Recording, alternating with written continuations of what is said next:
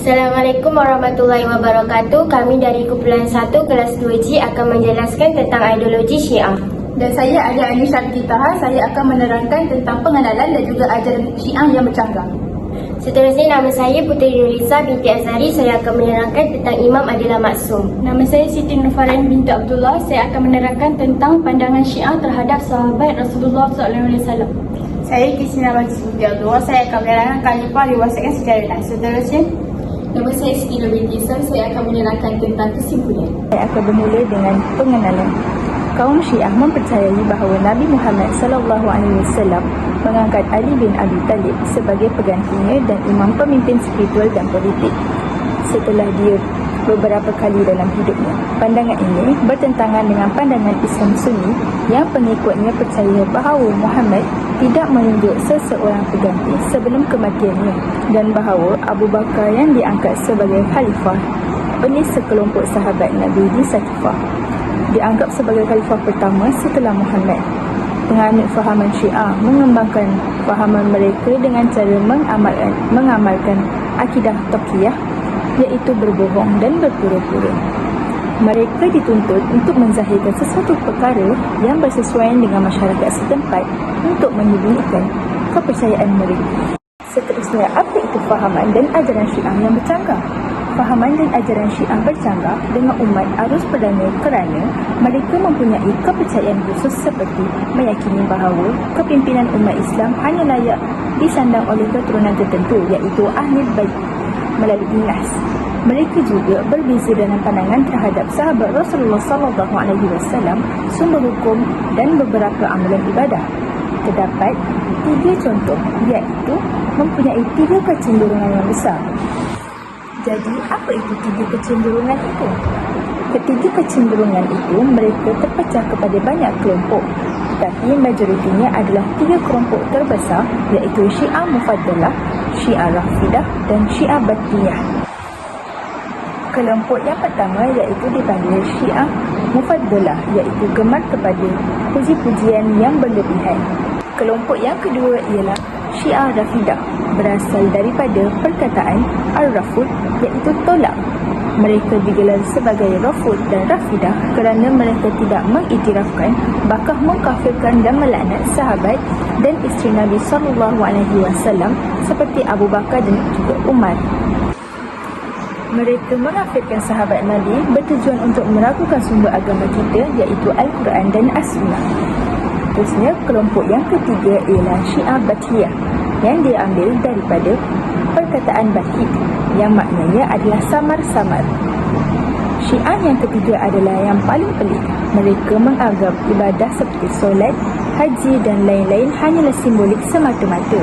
Akidah begini merupakan akidah yang membatalkan keislaman seseorang. Kumpulan ini juga adalah minoriti dan bergerak aktif di sebelah Syria, iaitu sempadan Jordan. Mereka juga terdapat di Lubhan. Saya akan menjelaskan tentang imam adalah maksum. Konsep imam adalah penting di mana mereka dianggap sebagai pemimpin yang ditentukan Tuhan. Manakala Syiah percaya imam adalah maksum, yang bermaksud bebas dari segala dosa. Islam Syiah terbagi kepada 2, iaitu 12 imam atau dikenali sebagai Ja'fariyah, yang merupakan kelompok paling berpengaruh dan terbesar. Yang kedua adalah Ismailiyah, iaitu mazhab kedua yang terbesar. Konsep maksum ni bermula daripada Imam Ali bin Abi Talib yang dianggap imam pertama di Syiah. Kaum Syiah ni percaya yang Nabi Muhammad SAW telah angkat Ali bin Abi Talib sebagai pengganti dia.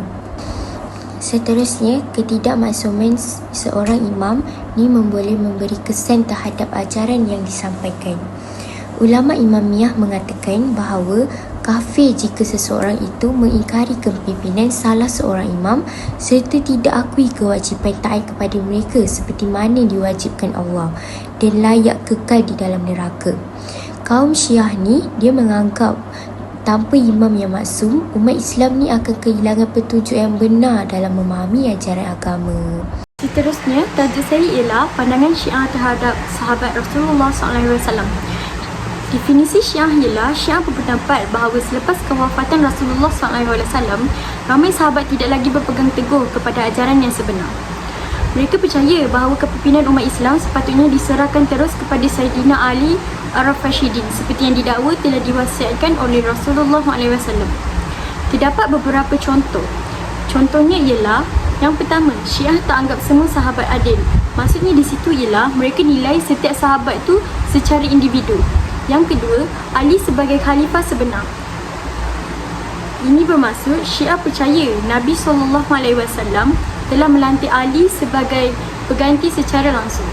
Yang ketiga, kritikan terhadap Abu Bakar, Umar dan Utsman kerana dianggap mengambil hak Ali dalam kepimpinan. Yang terakhir ialah menghormati sahabat setia kepada Ahlul Bait. Contohnya Salman Al-Farisi, Abu Zar, Ammar bin Yasir. Seterusnya saya serahkan kepada Kristina Bagus. Khalifah diwasiatkan secara nas termasuk pelantikan pemimpin selepas kewafatan Rasulullah SAW telah ditetapkan secara jelas melalui wahyu Allah atau melalui perintah langsung daripada Rasulullah sendiri. Dalam konsep ini, umat Islam tidak perlu bermuasyarah memilih pemimpin kerana pelantikan itu sudah ditentukan oleh syariat. Terdapat beberapa fakta iaitu pelantikan khalifah ditentukan melalui wahyu atau perintah langsung Rasulullah SAW, tidak melalui pilihan raya, musyawarah atau syura.